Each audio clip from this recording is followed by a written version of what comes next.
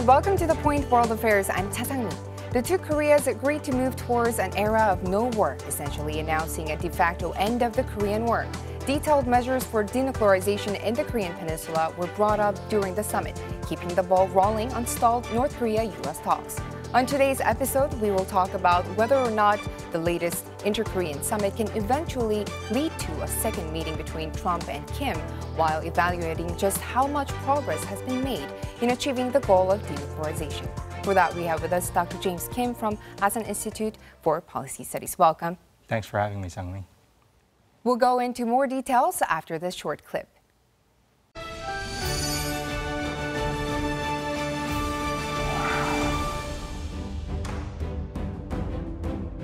President Moon Jae-in wrapped up his three-day trip to Pyongyang for a historic third inter-Korean summit with North Korean leader Kim Jong-un. Kim warmly welcomed President Moon as an expression of trust and friendship. The leaders who have held two previous summits signed the joint declaration this time around, which included agreements to halt all hostile military activities, start a railway project together within this year, and prepare for Kim Jong-un's potential visit to Seoul. But most of all, it was the denuclearization agreement that drew the most attention. 나는 오늘 이 말씀을 드릴 수 있어 참으로 가슴 벅찹니다. 남과 북은 처음으로 비핵화 방안도 합의했습니다. In particular, North Korea declared complete denuclearization with the permanent dismantlement of its key nuclear facilities. This was the first time that Kim Jong-un has verbally announced such a statement. 조선 반도를 핵무기도 핵 위협도 없는 평화의 땅으로 만들기 위해 적극 노력해 나가기로 확약하였습니다.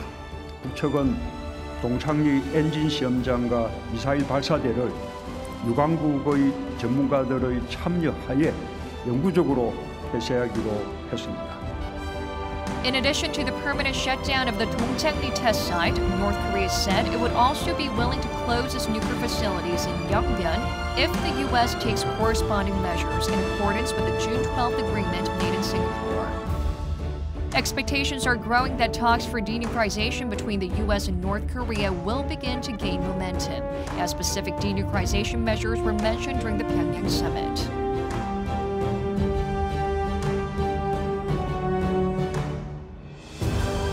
On this week's The Point World Affairs, we explore the meaning of Kim Jong-un's message to the U.S. as expressed in the September Joint Declaration and the direction of future U.S.-North Korea negotiations.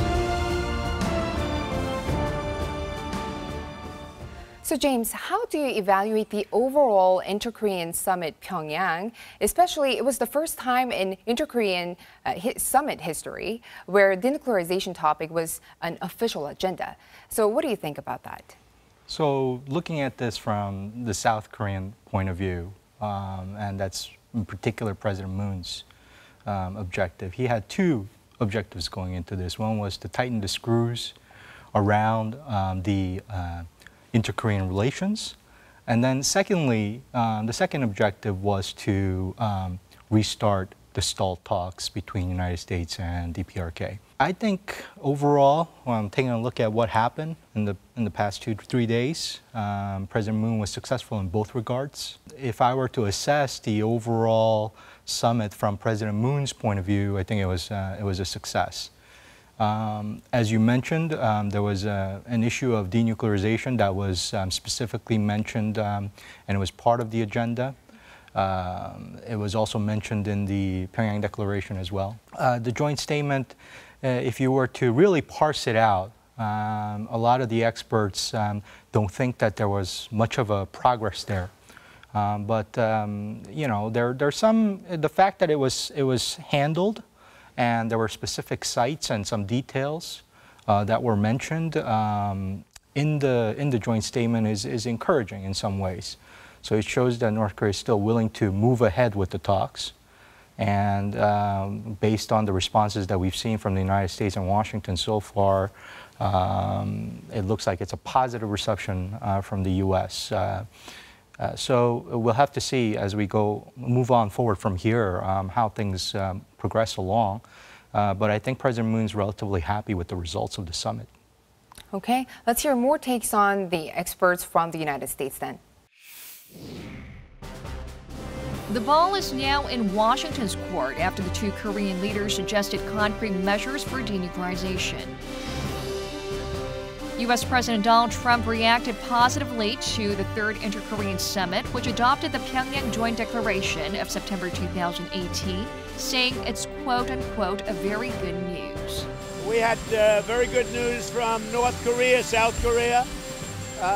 They met and we had some great responses. We're making tremendous progress with respect to North Korea. President Trump also tweeted his excitement and satisfaction with Kim's plan to denuclearize. Kim, however, said that North Korea would take permanent denuclearization measures only if Washington took reciprocal action, possibly hinting at an official declaration of the end of the Korean War by the U.S. The possibility is sparking harsh criticism from hardliners. Meanwhile, President Moon, who will visit New York to attend the UN General Assembly on September 24th, will hold summit talks with President Trump. This is, in turn, raising the possibility of a fourth visit by U.S. Secretary of State Mike Pompeo to Pyongyang and the second summit between North Korea and the U.S. We connect with local experts in the U.S. to evaluate what Americans think about the results of the Inter-Korean Summit, along with the pace of denuclearization talks. Let's now connect to a local expert for more analysis. We have with us Dr. Bruce Bennett, Senior Defense Analyst at RAND Corporation, specializing in Northeast Asian military issues. Hello, Dr. Bennett. Oh, thank you. My pleasure to be with you. Before the Pyongyang summit, President Trump asked President Moon to act as a chief negotiator between Washington and Pyongyang. How was President Moon's performance as the chief negotiator being evaluated in the United States?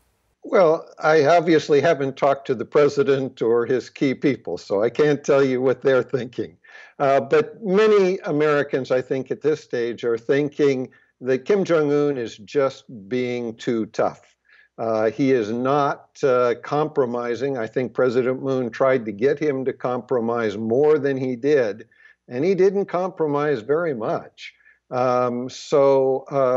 I think there's still a lot of American concern that while Secretary Pompeo can meet with the North Korean leadership, it may be premature for President Trump to meet with Kim Jong-un. It could turn out to be a very bad meeting because the president doesn't get anything significant. The United States must have also kept close tabs on the Inter-Korean Summit in Pyongyang. So, looking at the denuclearization plan that has been mapped between Seoul and Pyongyang, is the U.S. satisfactory with this? Well, we have to start with the fact that at least one of the things that Kim Jong-un offered in the agreement was something he offered previously. Several months ago, the destruction of the engine test stand, that's already been done. So he put that in the agreement as some new activity, which it's not. It's done, it's reversible, so that was not a big deal. He put in the missile launch facility. Well, North Korea's converted to mobile ICBMs. They're not using fixed stand ICBMs anymore. So there's really not much utility to that facility unless what he wants to use it for is space launches. And he doesn't have a market for space launches. So there's not a whole lot of utility to that. And then Kim Jong-un said, well, and then I will take down the Yongbyon facility. But you Americans have to compensate me for that.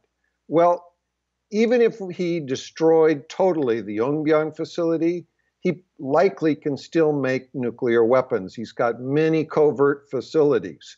So destroying the Yongbyon facility is not a solution. It doesn't get him to stop building up his nuclear weapons, which is what he's doing. He's not denuclearizing. And he wants compensation. Well, I'm sorry. The president has already had a summit meeting with him.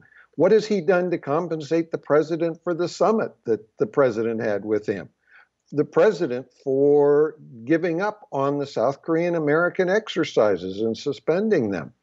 North Korea has really not done much to compensate the Americans for what we've already compromised. And so the details of the Pyeongyang agreement on the denuclearization side are highly disappointing to Americans. Thank you. This has been Dr. Bruce Bennett from Rand Corporation. James, listening to Dr. Bennett, it seems like the U.S. has very low confidence in North Korea's willingness to denuclearize. What's your take on this? You know, some agreement with his points in some ways and some disagreements in others. But at the core of this discussion about denuclearization, I think the frustration that's sort of seeping through Bruce's comments, I think it represents a part of the Trump administration's more hawkish views on North Korea's approach to this issue. If you take a look at the wording of Article 5 of Section 2 of the joint statement, where denuclearization is specifically mentioned, it is conditioned. So the consideration for the closure, it's not actual closure that they're committing to, but that they're committing to considering the closure of Yongbyon nuclear site, provided that the U.S. takes corresponding measures with the spirit of the June agreement at Singapore. Now, there are a lot of ambiguities there. What is the corresponding measures alluding to? They could have simply said the end of war declaration if that's what they're demanding. What is the spirit of the Singapore agreement? We're not clear on that. That depends on the specific discussion that Kim Jong-un had with President Trump. And then before closing the Yongbyon site, there's another process. There's a consideration part. Does that mean that U.S. has to make other corresponding steps for that to move on from consideration to actual closure? And then at the end, after the Yongbyon statement, there's another statement that says, and perhaps other measures as well that the North Korea would be willing to consider. So what are those other measurements? And do they come before the Yongbyon closure or do they come after? So this makes the denuclearization issue a lot more complex than it needs to be. Full or complete denuclearization. There are different kinds of words being thrown out there about this. Denuclearization, I would think, is denuclearization. And there isn't anything more or less to it. But it seems as though North Korea is making that issue into a series of steps where U.S. needs to take corresponding measures at each of those stages and steps. And it's not clear how many steps is in that process and what the U.S. needs to do specifically to move on from one stage to the next.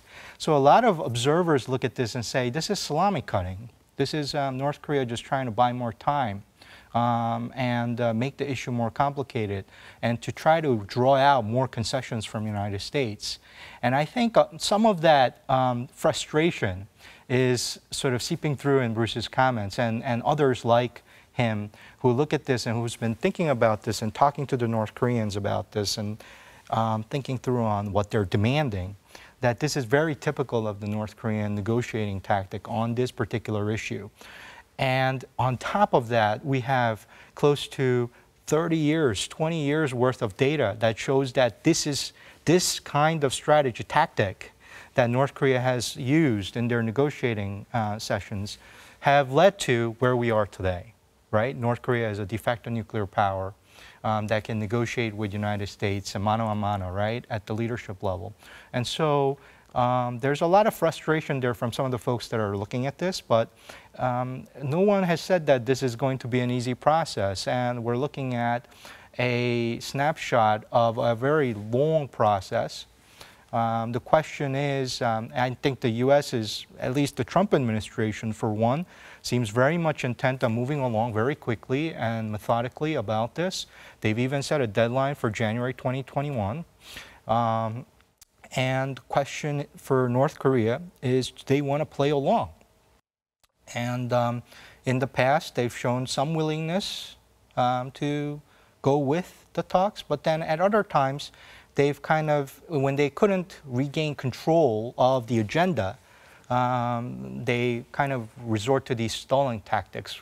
So it'll be interesting to see whether or not President Moon was successful in convincing Kim Jong-un and the leadership in North Korea to change their approach to the negotiations with the United States. If he was, then we'll see some measurable successes here in the coming months. Okay, let's hear more responses on that from the states. Let's connect to another expert from the U.S. on this topic. We have with us Ralph Cossa, the former president at the Pacific Forum. Good to have you here, Mr. Cossa. Thank you. Pleasure to be there. Considering the many domestic political hurdles President Trump is currently involved in, how important is the success of denuclearization talks with North Korea for President Trump? Well, I'm not sure it has a great deal of meaning for President Trump's domestic problems. They're really not involved with foreign policy or how he's conducted foreign policy. I imagine that he'll get some positive points. I mean, this is really something that the credit goes primarily to President Moon, not to President Trump, although he helped certainly set the stage, helped set the atmosphere for a successful meeting, and seems to be pleased that the meeting was successful. But the domestic politics in the United States are more involved with domestic issues and really not so much on the Korean issue one way or the other, quite frankly. This inter-Korean summit in Pyongyang has set the stage for another possible summit between President Trump and Kim Jong-un. So how possible is it for them to have this summit, and where and exactly when do you think this will take place? Well, I think that's a very good question. There were a lot of people that were speculating that Kim Jong-un may have gone to New York. I'm not sure he's ready to do that yet. I would imagine he'd want to do it somewhere in Asia. I'm not sure that President Trump is prepared to invite him to the United States yet, or that he's prepared to come to the United States. But I would think that before that happens, there'll be a meeting with Secretary Pompeo, and he'll work out those kind of details. I would think this time they're going to want to have a little better feeling for what the deliverables will be before they agree to a second summit meeting. Speaking of the U.S. Secretary of State Mike Pompeo, it seems like Mike Pompeo has been laying the groundwork for another summit between Trump and Kim Jong-un. And we know that they have different opinions. Washington and Pyongyang have different opinions, where Pyongyang wants the security guarantee before they denuclearize, and Washington wants exactly the vice versa. So what's your thought on that? Well, I think this is the basic thing to be ironed out. You know, there were 4 points in the declarations, Singapore Declaration. The first one talked about a peace regime and you know, setting the right atmosphere for peace. The fourth one was denuclearization. The U.S. said they weren't in priority order. North Korea seems to think that they were. So this needs to be worked out. From the U.S. position has been pretty clear all along that denuclearization has to come first.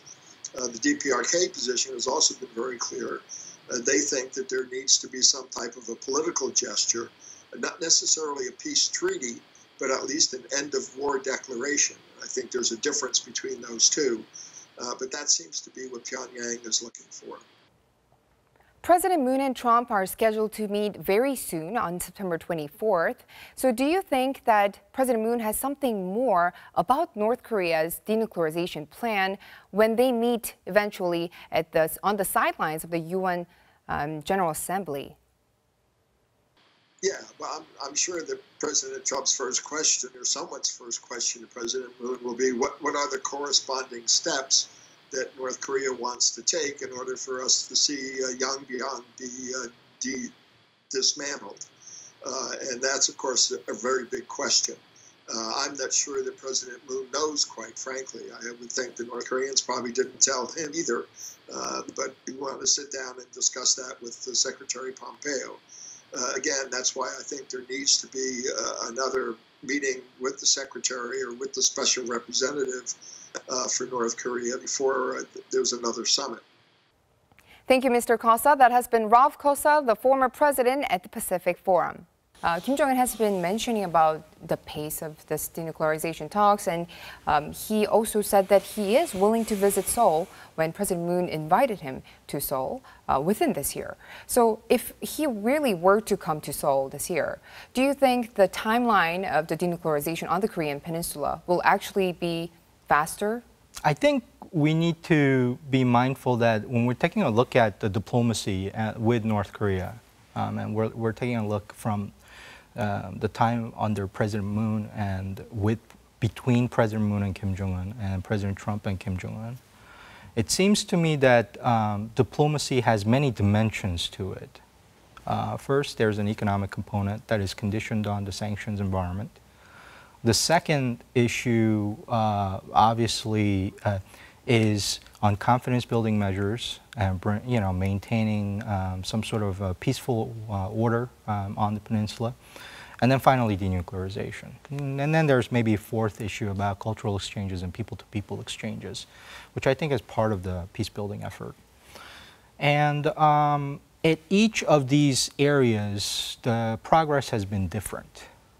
Clearly, on the economic issue, relatively slow, but that's largely because of the international sanctions that's in place.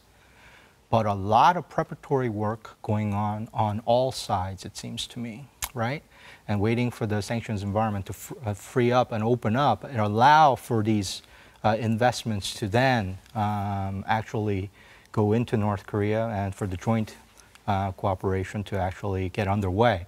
So it's at a design stage, and there's a lot of work being done at the design stage.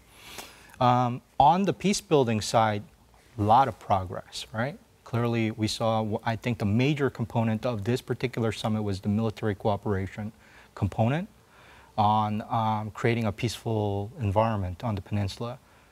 A lot of progress there. On the denuclearization side, as many observers have noted on this issue, the progress has been slow.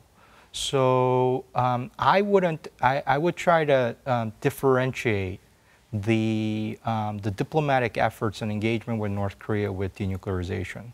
That these two things don't necessarily have to go hand in hand. That we can get movement on these other issues and they could move far more in advance and ahead than on denuclearization. Denuclearization may be a lot slower.